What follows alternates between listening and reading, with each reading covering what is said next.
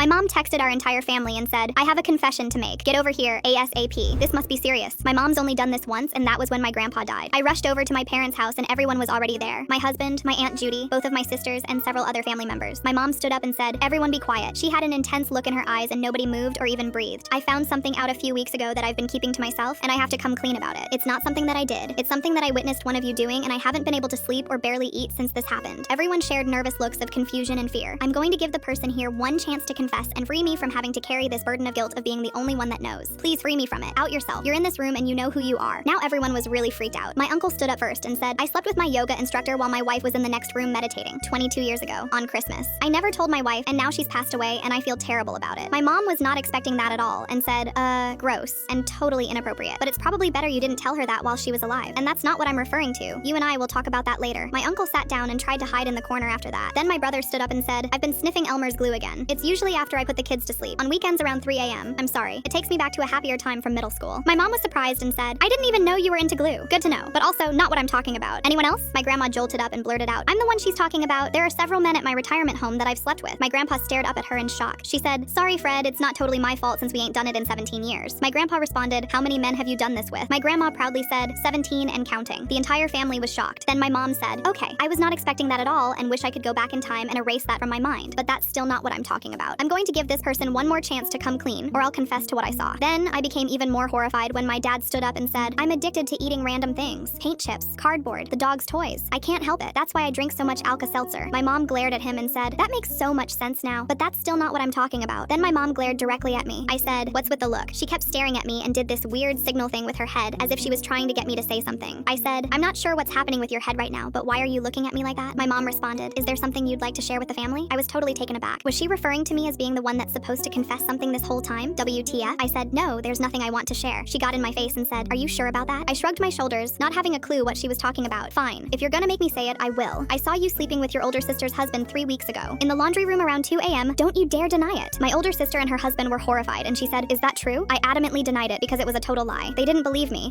But then my husband showed them pictures on his phone that showed both of us at a party at that time and on that date that proved I wasn't even here. My mom apologized. Then my 18-year-old younger sister who looks a lot like me started crying and said, "It was me. I slept with him. I'm really sorry everyone. He's just so handsome and looks great in biker shorts." My other sister and her husband were mortified.